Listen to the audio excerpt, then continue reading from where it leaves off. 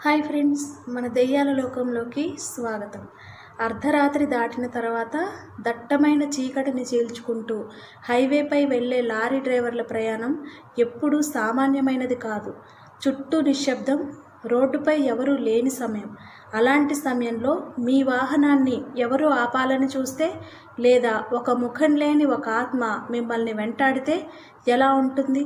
ఈరోజు మనం చెప్పుకునే స్టోరీలో అర్ధరాత్రి అనుభవజ్ఞుడైన లారీ డ్రైవర్ శేఖర్ జీవితంలో హైవే మీద అర్ధరాత్రి 2:15 జరిగిన ఒక భయంకరమైన సంఘటన గురించి, అతను ఎదుర్కొన్న ఆత్మ వెనుక ఉన్న అసలు రహస్యం గురించి, 12 ఏళ్ల క్రితం ఆ చీకటి రోడ్డుపై ఏం జరిగింది తెలుసుకోవాలనుకుంటే ఇంకెందుకు ఆలస్యం, ఈరోజు మన వీడియోలోకి వెళ్ళిపోదాం.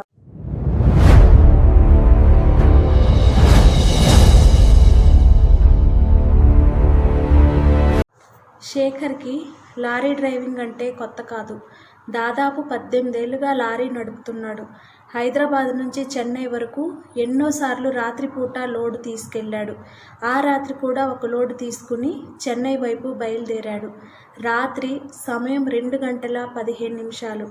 నేషనల్ హైవే 16 మీద వాహనాలు చాలా తక్కువగా ఉన్నాయి. చుట్టూ దట్టమైన చీకటి. రోడ్డుపై కనిపిస్తున్న వెలుగు ఒక్కటే, శేఖర్ లారీ హెడ్లైట్స్. ఆ రోజు హెల్పర్ కూడా రాలేదు. అందుకే లారీలో శేఖర్ ఒక్కడే. రేడియోలో పాట నెమ్మదిగా వినిపిస్తోంది. అంతలో హెడ్లైట్స్ వెలుగులో రోడ్డుకి చాలా దూరంగా ఏదో కనిపించింది. మొదట శేఖర్కి అది ఒక చెట్టు నీడ అనిపించింది. కానీ లారీ దగ్గరికి వెళ్ళే కొద్దీ అది ఒక మనిషి అని అర్థమైంది. రోడ్డుకు సరిగ్గా మధ్యలో ఒక వ్యక్తి తల వంచుకుని నిలబడి ఉన్నాడు. నల్లని ప్యాంటు, తెల్లని షర్టు. కానీ ఆశ్చర్యంగా అతను అసలు కదలడం లేదు. శేఖర్ వెంటనే బ్రేక్ వేశాడు. కీచుమంటూ లారీ అతనికి దగ్గరికి కొన్ని అడుగుల దూరంలో ఆగిపోయింది. శేఖర్ హారన్ కొట్టాడు. అయినా ఆ వ్యక్తి కదలలేదు. ఏయ్, ఎవరు నువ్వు? రోడ్డు మధ్యలో ఎందుకు నిలబడ్డావు? ఎలాంటి సమాధానం లేదు. శేఖర్కి కొంచెం కోపం వచ్చింది. లారీ నుంచి దిగి అతని దగ్గరకు నడిచాడు. ఏమైంది? యాక్సిడెంట్ అయిందా? అతను ఇంకా తల వంచుకునే ఉన్నాడు. శేఖర్ అతని భుజాన్ని తాకబోతుండగా ఆ వ్యక్తి నెమ్మదిగా తల పైకెత్తాడు. శేఖర్ గుండె ఒక్కసారిగా ఆగినట్టయింది. ఎందుకంటే అతనికి ముఖమే లేదు. ముఖం ఉండాల్సిన చోట ఒక పెద్ద నల్లని ఖాళీ మాత్రమే ఉంది. ఆ చీకటి లోపల నుంచి మాత్రం తెల్లగా ఏదో మెరుస్తోంది. అది పల్లలా కనిపించింది. అతను నవ్వుతున్నట్టుగా అనిపించింది. శేఖర్ ఒక్క అడుగు వెనక్కి వేశాడు. అప్పుడు ఆ నల్లని ఖాళీ నుంచి ఒక భయంకరమైన గొంతు వినిపించింది. నన్ను ఎత్తుకెళ్ళు. శేఖర్ శరీరం మొత్తం వణికిపోయింది. అతను వెనక్కి తిరిగి లారీ వైపు పరిగెత్తాడు. కానీ అతనికి తెలియదు, ఆ రాత్రి లారీని ఆపింది శేఖర్ కాదు, ఆత్మే. శేఖర్ లారీ ఎక్కి తలుపు బిగించి వేసుకున్నాడు. ఇంజిన్ స్టార్ట్ చేశాడు. లారీ ముందుకు దూసుకెళ్ళింది. కానీ తర్వాత కొద్ది దూరం వెళ్ళగానే అతను భయంతో రియర్ వ్యూ మిర్రర్లోకి చూశాడు. అక్కడ ఆ వ్యక్తి ఇంకా రోడ్డు మీదే ఉన్నాడు. కానీ ఈసారి అతను నడవడం లేదు. గాలిలో తేలుతూ శేఖర్ లారీ వైపు వస్తున్నాడు. శేఖర్ చేతులు స్టీరింగ్పై బిగుసుకున్నాయి. అతను స్పీడ్ పెంచాడు. కానీ రియర్ వ్యూ మిర్రర్లో ఆ వ్యక్తి ఇంకా దగ్గరగా వస్తూనే ఉన్నాడు. ఆ వ్యక్తికి ముఖమే లేదు.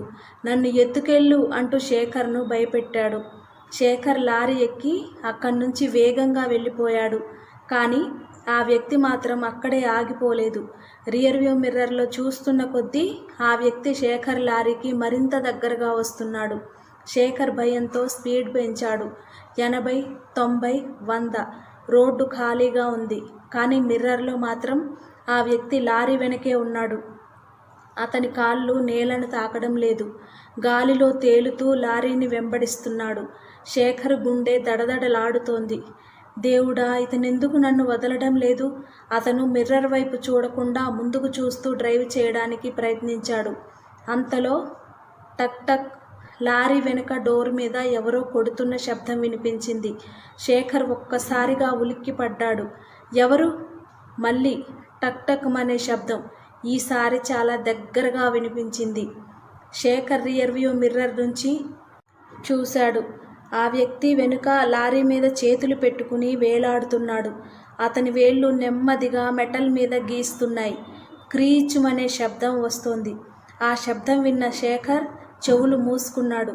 అప్పుడే క్యాబిన్లో ఒక్కసారిగా మంచులాంటి చల్లని గాలి వీచింది. శేఖర్ ఉలిక్కిపడి పక్క సీటు వైపు చూశాడు. అక్కడ ఎవరూ లేరు. అమ్మయ్య అని ఊపిరి పీల్చుకునే లోపే పక్క సీటు కింద నుంచి ఒక చల్లని చెయ్యి నెమ్మదిగా పైకి వచ్చింది. శేఖర్ నోట మాట రాలేదు. ఆ చెయ్యి పక్క సీటుపై పడింది.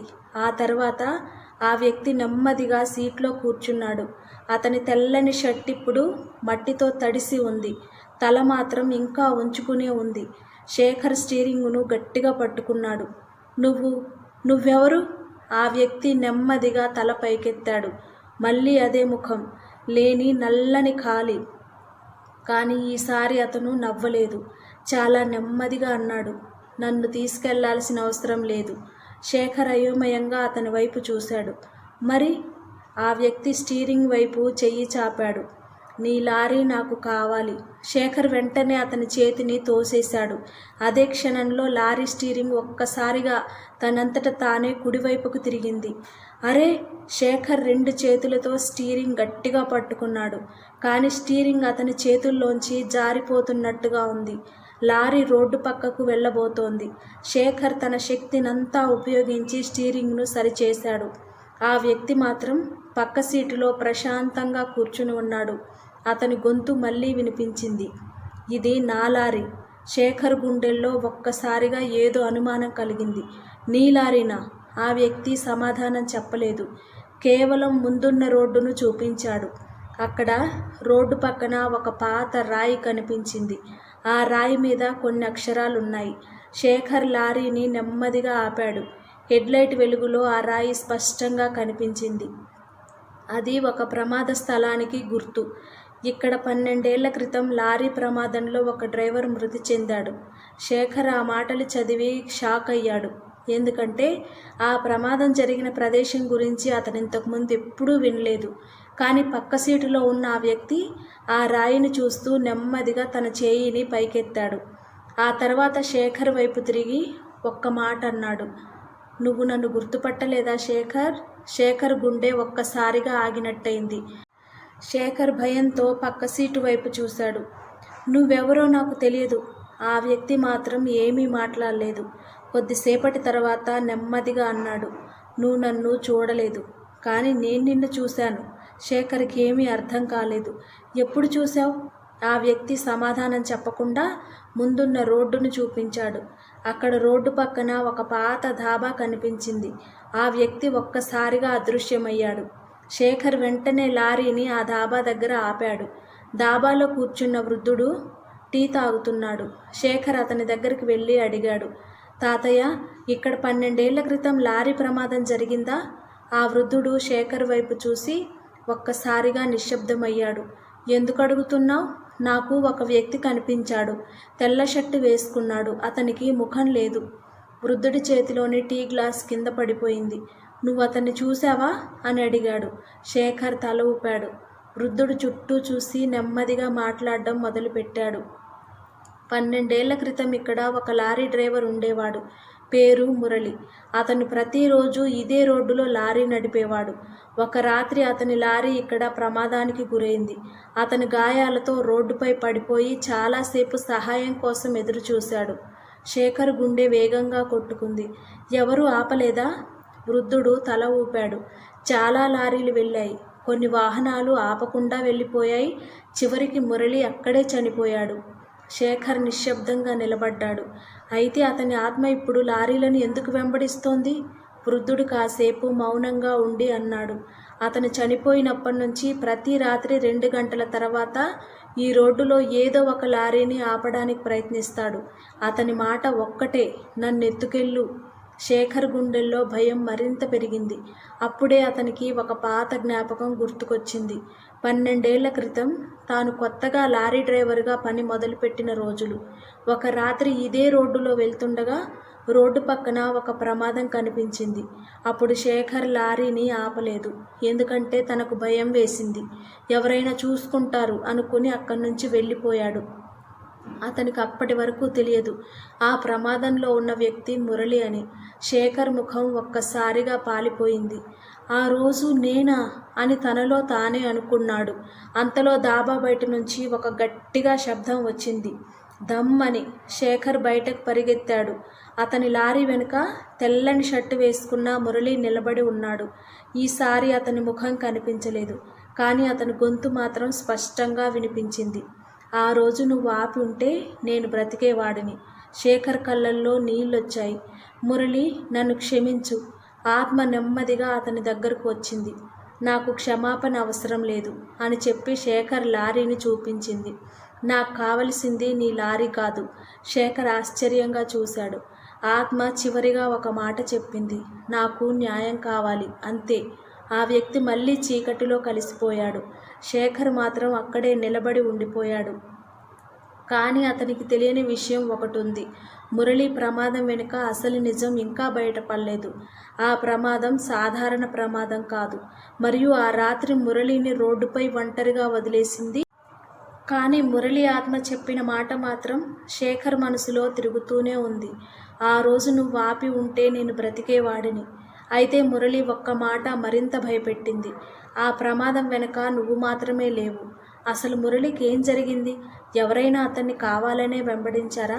ఈ విషయం తెలుసుకోవాలి శేఖర్ నిర్ణయించుకున్నాడు.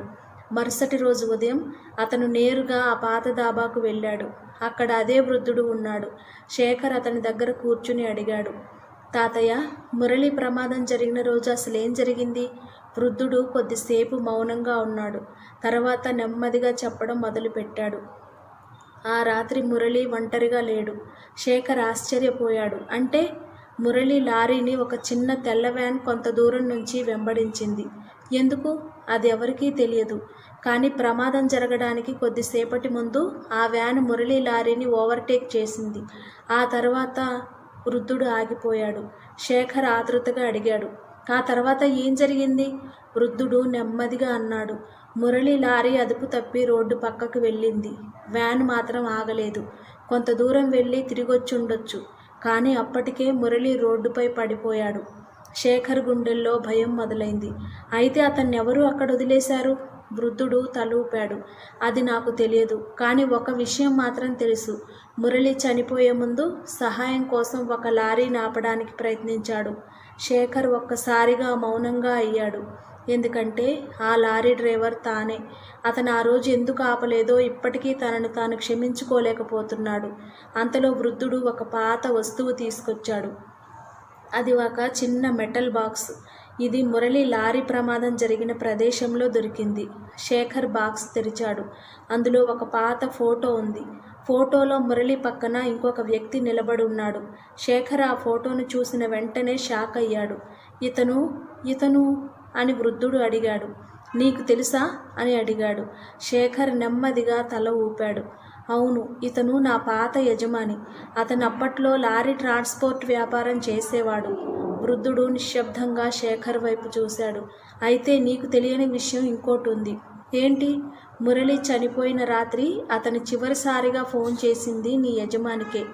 శేఖర్ చేతిలో ఫోటో జారిపోయింది. అతనికి ఒక్కసారిగా ఒక పాత జ్ఞాపకం వచ్చింది. 12 ఏళ్ల క్రితం తన యజమాని తనతో ఒక మాట అన్నాడు. ఆ రాత్రి రూట్లో ఎక్కడా లారీ ఆపకూడదు. అప్పుడు ఆ మాటకు అర్థం తెలియలేదు. ఇప్పుడు మాత్రం అన్నీ కలుస్తున్నాయి. మురళి ప్రమాదం, తెల్ల వ్యాన్, తన యజమాని, మరియు ఆ రాత్రి తాను ఆపకుండా వెళ్ళిపోవడం. అంతలో దాబా బయట నుంచి ఒక గట్టిగా శబ్దం వచ్చింది.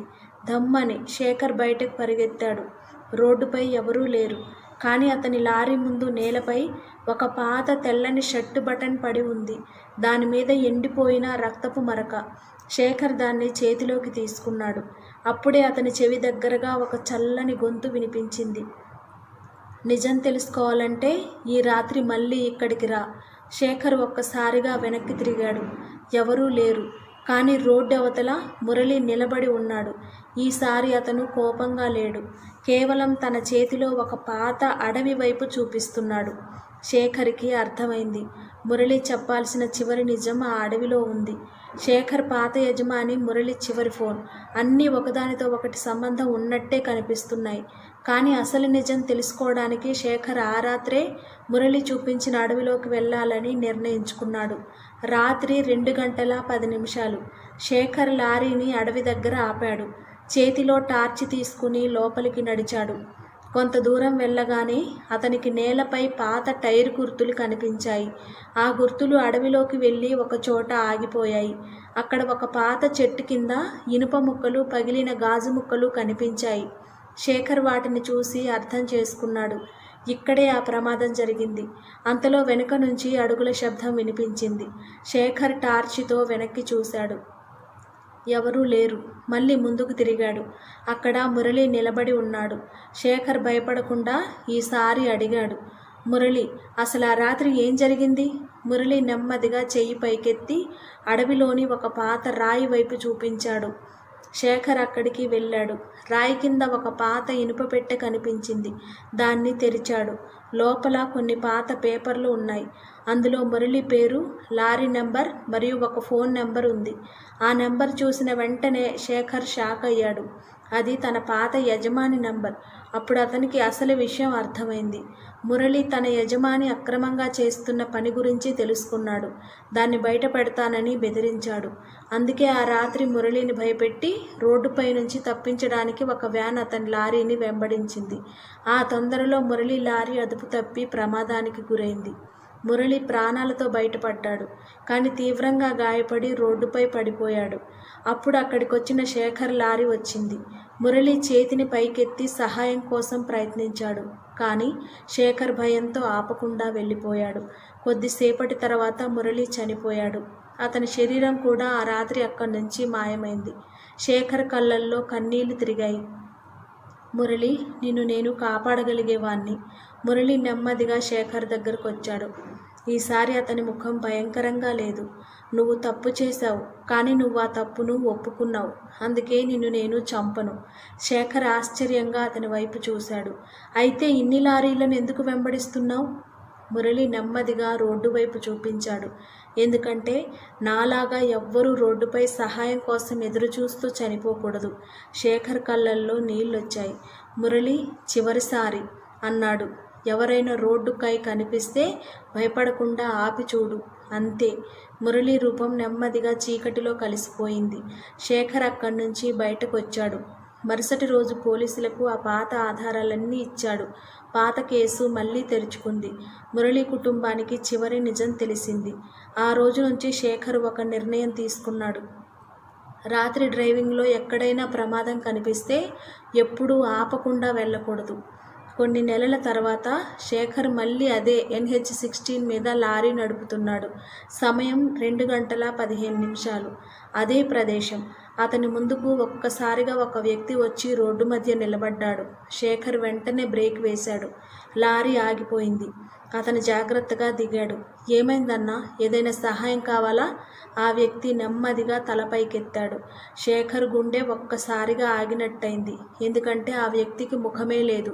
కానీ ఈసారి శేఖర్ పారిపోలేదు. అతను ప్రశాంతంగా అన్నాడు, మురళి, నేను నీకిచ్చిన మాట మర్చిపోలేదు. ఆ ముఖం లేని వ్యక్తి నెమ్మదిగా వెనక్కి వెళ్ళిపోయాడు. ఆ తర్వాత ఎప్పుడూ శేఖర్ లారీని ఆత్మ వెంబడించలేదు.